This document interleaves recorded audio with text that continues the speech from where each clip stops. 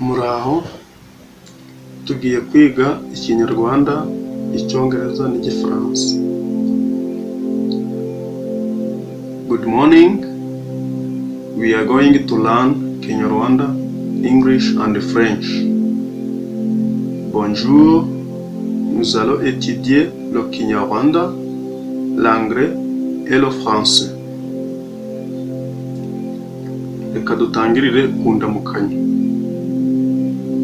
Iyo tuvuze mu Kinyarwanda ngo mwaramutse, mu Cyongereza tuvuga good morning, good morning.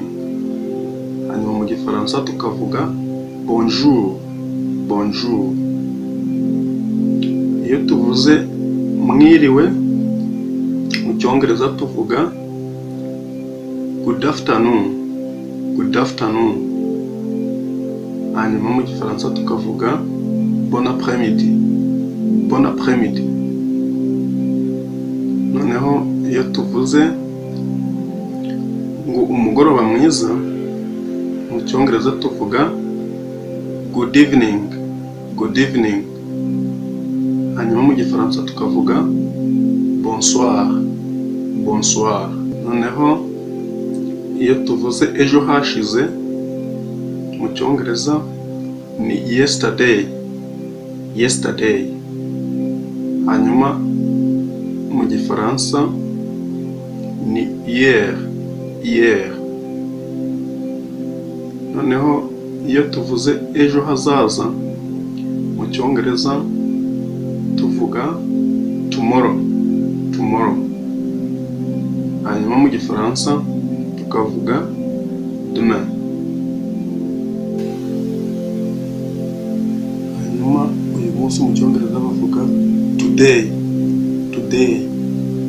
Noneho mu Gifaransa bakavuga aujourd'hui, aujourd'hui. Noneho reka dutanga urugero mu nteruro. Uvuze uti uyu munsi ndajya ku isoko, mu Cyongereza wavuga uti today I will go to the market, today I will go to the market. Hanyuma mu Gifaransa ukavuga uti aujourd'hui j'irai au marché, aujourd'hui j'irai au marché. Noneho uvuze uti ejo nzajya ku isoko, mu Cyongereza wavuga uti tomorrow I will go to the market, tomorrow I will go to the market. Noneho mu Gifaransa ukavuga uti demain j'irai au marché, demain j'irai au marché. Noneho uvuze uti ejo nagiye ku isoko, mu Cyongereza wavuga uti yesterday I went to the market, yesterday I went to the market. Hanyuma mu Gifaransa ukavuga uti hier j'allais au marché, hier j'allais au marché. Noneho ushatse kuvuga nk'icyumweru ukavuga uti nasuye inshuti yanjye mu cyumweru gishize. Mu Cyongereza uzavuga uti I visited my friend last week, I visited my friend last week. Hanyuma mu Gifaransa uvuga uti j'ai visité mon ami la semaine passée, j'ai visité mon ami la semaine passée. Hano mu cyumweru kizaza nuvuga uti mu cyumweru gitaha nzasura inshuti yanjye, mu cyumweru gitaha nzasura inshuti yanjye. Mu Cyongereza uzavuga uti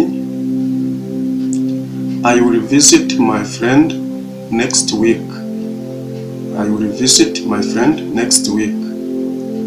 Hanyuma mu Gifaransa uvuga uti je visiterai mon ami la semaine prochaine, je visiterai mon ami la semaine prochaine.